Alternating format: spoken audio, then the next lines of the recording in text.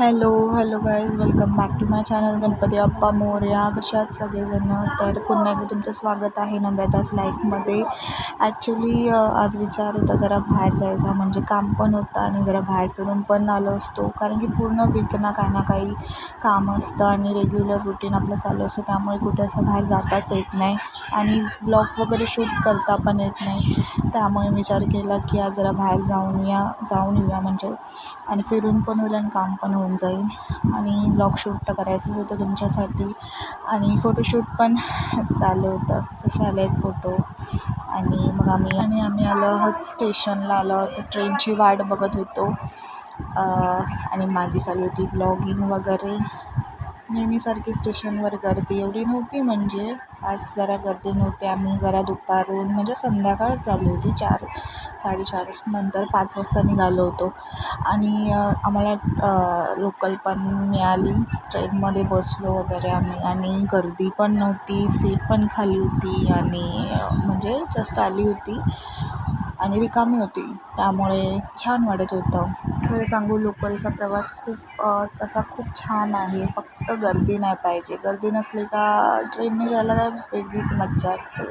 आणि नंतर आम्ही आलो इथे ठाण्यामधल्या सुप्रसिद्ध मंदिरात, कोपनेश्वर मंदिरात. खूप छान मंदिर आहे हे, तुम्ही नक्की जाऊन या, तिथे व्हिजिट नक्की करा मंदिराला. या खरंच खूप खूप भारी मंदिर आहे आणि त्या मंदिरामध्ये इतके मंदिर आहेत, म्हणजे तुमचं सगळ्या देवांचं दर्शन होऊन जर इतकं प्रसन्न वाटतं. मी तुम्हाला सांगते, जी शिवपिंड इथे आहे तिथे तुम्ही आतमध्ये बसलात ना थोड्या वेळ, इतकं शांत वाटतं. मी तुम्हाला सांगते, या मंदिराचा, या पिंडीचा, म्हणजे पिंड जी आहे तिचा आणि इकडे असलेल्या नंदीचा पण खूप खूप मोठा इतिहास आहे. असं म्हणतात की हा नंदी आता बोलतात ना, गुडघ्यावर म्हणजे अर्धा उभा आहे आणि जर तो पूर्ण जेव्हा उभा राहील तेव्हा कलियुगाचा अंत होऊन दुसरं युग चालू होणार. म्हणजे आपला कलियुग आता चालू आहे, ते युग संपूर्ण सत्ययुग, म्हणजे सत्ययुग चालू होईल कलियुग नंतर. म्हणजे एका युगाचा अंत दुसरं युग चालू होणार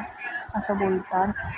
आणि मला नाही माहिती खरं आहे खोटं आहे, पण मला असं वाटतं. माझा या सगळ्या गोष्टींवर विश्वास आहे. तुमचा आहे का? कमेंट करून नक्की सांगा. आणि तुम्ही जर या मंदिरात कधी गेला असाल तर तुम्हाला या मंदिराविषयी काय काय माहिती आहे, तुम्ही मला कमेंट करून नक्की सांगू शकतात. खूप शांत वाटतं या मंदिरात. आणि मी जेव्हा आम्ही ठाण्यामध्ये येतो तेव्हा आम्ही या मंदिरामध्ये नक्की येतो आणि आम्ही सगळ्या मंदिरामध्ये नक्की दर्शन घेतो. कारण इकडे तुम्हाला सांगते, महादेवाचं मंदिर आहे, गणपती बाप्पाचं मंदिर आहे, महाकाली, शीतला देवी, हनुमान आणि दत्ताचं मंदिर आहे आणि विठ्ठल रुक्मिणीचं सगळ्या देवांचं मंदिर आहे. खूप साऱ्या देवांचं दर्शन तुम्हाला ह्या मंदिरात बघायला भेटतं. आणि खूप साऱ्या पिंड आहेत, शंकर महादेवांची पिंड भरपूर आहे तिथे. आणि प्रत्येक मंदिरामध्ये दर्शन घ्यायला खूप छान वाटतं, खूप शांत वाटतं. आणि आम्ही जेव्हा गेलो होतो तेव्हा तिथे आरती चालू झाली होती आणि आरती चालू झाल्यानंतर तर अजून छान वाटतं. हे आहे प्रभू श्रीरामांचं मंदिर. म्हणजे आम्ही सगळ्याच मंदिरामध्ये दर्शन घेतलं आणि तुम्हाला माहिती असेल, तुम्ही बघितलं असेल माझ्या ब्लॉगिंगमध्ये, जास्तीत जास्त मी मंदिरात खूप जास्त जातो आम्ही. आणि मला खूप आवडतं मंदिरामध्ये जायला, दर्शन घ्यायला. आणि हे काल भैरवाचं मंदिर आहे इथे आणि बाजूलाच तिथे महाकालीचं मंदिर आहे. खूप छान मंदिरं आहेत, खूप छान मंदिरं आहेत. खूप मस्त वाटतं मंदिरामध्ये दर्शन वगैरे घ्यायला आणि मला तर खूप भारी वाटतं, तुम्हाला सांगते. आणि जी मेन पिंड आहे ना इथे, कोपनेश्वर, म्हणजे शिवपिंड कोपनेश्वर मंदिराचं नाव आहे. जी मेन पिंड आहे ती तर म्हणजे त्या मंदिरामध्ये आतमध्ये गेल्यानंतर म्हणजे आतमध्ये येते जरा, आणि एवढी मोठी पिंड आहे ती. खूप तिथे बसलं ना की तुम्हाला सांगते खूप शांत वाटतं. आणि हनुमानाचे 3 मंदिर, आय थिंक 2-3 मंदिरं आहेत तिथे. आणि आम्ही प्रत्येक मंदिरात दर्शन वगैरे घेतलं. इकडे आलं ना की तुमचा वेळ कसा निघून जातो ना तुम्हाला कळतच नाही. म्हणजे इतकं भारी वाटतं तुम्हाला सांगते. बोर तर बिलकुल होत नाही मला. हे बोर हा शब्द ना मंदिरात गेल्यानंतर खरंच खूप विचित्र शब्द आहे. मंदिरात गेल्यानंतर कोण बोर होतं मला कळतच नाही. किती शांत प्रसन्न वाटतं. म्हणजे प्रत्येकाचा तो एक असू शकतो, पण मला तो खूप छान वाटते. हे बघा इथे आरती साचा ठीक आहे गाईज, हा आम्ही ज्यूसमध्ये पिला होता. नंतर ती क्लिप मी टाकली आहे.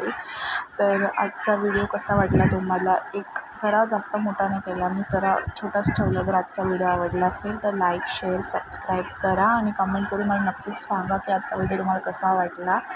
आणि लाईक करत राहा, सबस्क्राईब करत राहा. तुम्ही जर रोज व्हिडिओ बघत असाल आणि जरी सबस्क्राईब केलं नसेल तर तुम्ही सबस्क्राईब करा.